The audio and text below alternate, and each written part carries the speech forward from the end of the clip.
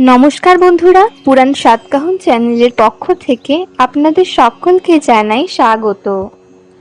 বাস্তুশাস্ত্র অনুযায়ী বাড়ির বিভিন্ন স্থানে দেবদেবীর মূর্তি বা ছবির অবস্থান খুবই গুরুত্বপূর্ণ। এটি বাড়ির ইতিবাচক শক্তি বৃদ্ধিতে সাহায্য করতে পারে।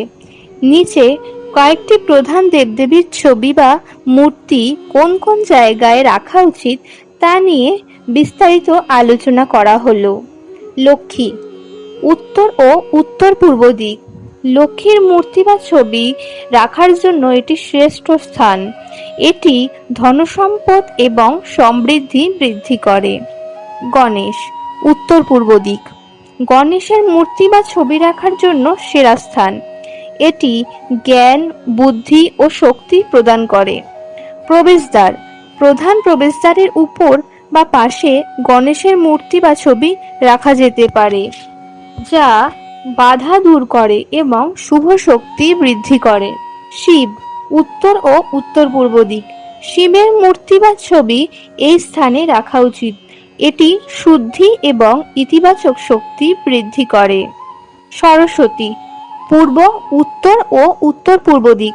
সরস্বতী মূর্তি বা ছবি রাখার জন্য এই স্থানগুলি উপযুক্ত। এটি শিক্ষা এবং সৃজনশীলতার উন্নতি করে। হনুমান, দক্ষিণ পূর্ব ও দক্ষিণ দিক।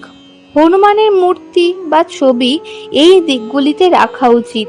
এটি সাহস, শক্তি এবং রক্ষা কবচ প্রদান করে। কালী, দক্ষিণ দিক। কালীর মূর্তি বা ছবি এই দিকেই রাখা উচিত, যা নেগেটিভ শক্তিকে দূর করে। বিষ্ণু, উত্তর পূর্ব দিক। বিষ্ণুর মূর্তি বা ছবি রাখার জন্য এটি উপযুক্ত স্থান। এটি সুরক্ষা এবং সমৃদ্ধি প্রদান করে। সাধারণ নিয়মাবলী। উচ্চতা, মূর্তি বা ছবির উচ্চতা যেন চোখের স্তরের নিচে না থাকে। পরিষ্কার এবং সুসজ্জিত স্থান। দেবদেবীর মূর্তি বা ছবি যেন সবসময় পরিষ্কার এবং সুসজ্জিত স্থানে থাকে। দেওয়ালে লাগানো ছবি, দেওয়ালে লাগানো ছবি যেন অপ্রয়োজনীয় খালি স্থান দখল না করে। প্রকাশ্য স্থানে রাখা, মূর্তি বা ছবি এমন স্থানে রাখা উচিত যেখানে পরিবারের সকল সদস্য এবং অতিথিরা সহজেই দেখতে পায়।